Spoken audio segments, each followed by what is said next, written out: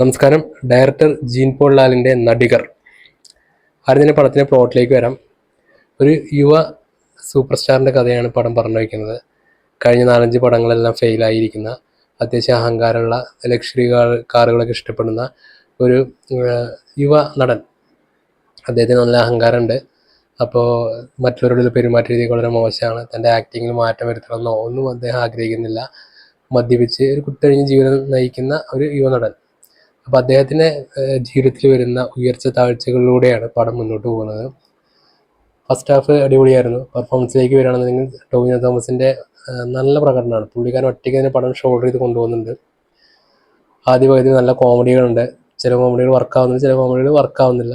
അതേപോലെ സൗബിൻ, ബാലു, സുരേഷ് കൃഷ്ണ, പുള്ളിക്കാരൻ നല്ല കൗണ്ടർ കോമഡി ആയിട്ട് വരുന്നുണ്ട്.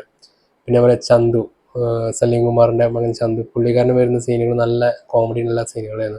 തിയേറ്ററിൽ നല്ല ചിരിയായിരുന്നു ചന്തുവിൻ്റെ സീനിൽ എല്ലായിടത്തും.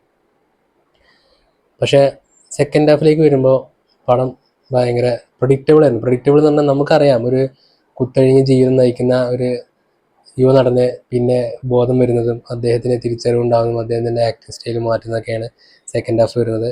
ഒട്ടും എനിക്ക് സാറ്റിസ്ഫാക്ഷൻ തന്നില്ല പടം. സെക്കൻഡ് ഹാഫ് ക്ലൈമാക്സ് ഒന്നും ഒട്ടും ഒരു നോർമൽ രീതിയിൽ അവസാനിപ്പിക്കുന്ന ക്ലൈമാക്സ് ആയിപ്പോയി.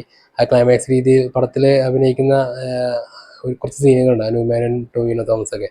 അതിൽ അനൂപ് മേനോൻ്റെ അഭിനയമൊക്കെ വളരെ ഒരു അപ് ടു മാർക്ക് ആയില്ല.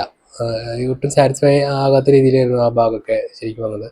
പിന്നെ നമുക്ക് ഇതേപോലെ അഹങ്കാരിലെ സൂപ്പർ സ്റ്റാറിന് തിരിച്ചറിവ് വരുന്നതും പിന്നെ അദ്ദേഹം വിജയിച്ച് കളിക്കുന്നതൊക്കെ നമ്മൾ ഇതിന് മുൻപും കണ്ടിട്ടുണ്ട് പടങ്ങളിൽ. ഇപ്പോൾ ഡ്രൈവിംഗ് ലൈസൻസ് ആണെന്നുണ്ടെങ്കിലും, മുദ്ദനാണ് താരാണെന്നുണ്ടെങ്കിലും, ഇപ്പോൾ ലാസ്റ്റ് വന്ന വർഷങ്ങൾക്ക് ശേഷമാണെന്ന്, ഇതെല്ലാം സെയിം പ്ലോട്ടാണ്. ഇതും ഏകദേശം സെയിം പ്ലോട്ടാണ്. പക്ഷേ ഇതിൻ്റെ ഡയറക്ഷൻ രീതി വേറെയാണ്, സ്ക്രിപ്റ്റ് റൈറ്റർ വേറെയാണ്. ഡയറക്ഷനൊക്കെ അടിപൊളിയുണ്ട്, അതൊന്നും പറയാനില്ല. പക്ഷേ നമുക്ക് പ്രൊഡിക്റ്റ് ചെയ്യാവുന്ന രീതിയിലാണ്. ഇപ്പോൾ നിങ്ങൾക്ക് തന്നെ ഇപ്പോൾ ഇതിൻ്റെ ഒരു പ്ലോട്ട് കിട്ടിക്കഴിഞ്ഞാൽ നിങ്ങൾക്ക് തന്നെ ഭാവി ഊഹിച്ചെടുക്കാം. പെർഫോമൻസ് കൊണ്ട് ആരും മോശം തോന്നിയില്ല. കുറച്ചെങ്കിലും എനിക്ക് നിരാശപ്പെടുത്തിയ സൗബിൻ്റെ പ്രകടനമാണ്. കാരണം സൗബിനെ ആ പടത്തിൽ കുറച്ചും കൂടി ഡെപ്തുള്ള ഒരു അഭിനയുടെ കാഴ്ചയ്ക്കുണ്ടായി തോന്നി. പലപ്പോഴും എനിക്ക് അങ്ങനെ ഫീൽ ഉണ്ടായിരുന്നു. അപ്പോൾ നിങ്ങൾ കണ്ടു നോക്കൂ പടം. എനിക്ക് സാറ്റിസ്ഫാക്ഷൻ തന്നില്ല ഈ പടം, പ്രത്യേകിച്ച് സെക്കൻഡ് ഹാഫ്. ഫസ്റ്റ് ഹാഫൊക്കെ നല്ല റിച്ച് മോഡിലാണ് പടം പോയിരുന്നത്. പക്ഷേ എന്തോ ഇഷ്ടപ്പെട്ടില്ല. അപ്പോൾ നിങ്ങൾ കണ്ടു നോക്കൂ, നിങ്ങളുടെ അഭിപ്രായം രേഖപ്പെടുത്തൂ. നിങ്ങൾക്ക് ഇഷ്ടപ്പെട്ടിട്ടുണ്ടെങ്കിൽ കമൻറ്റുകളായി രേഖപ്പെടുത്തൂ. അടുത്തൊരു പടത്തിന് റിവ്യൂ ആയിട്ട് ഞാൻ നിങ്ങളുടെ മുന്നിലേക്ക് തീർച്ചയായും വരാം. അപ്പോൾ ഇത്രേ ഉള്ളൂ. നന്ദി, നമസ്കാരം.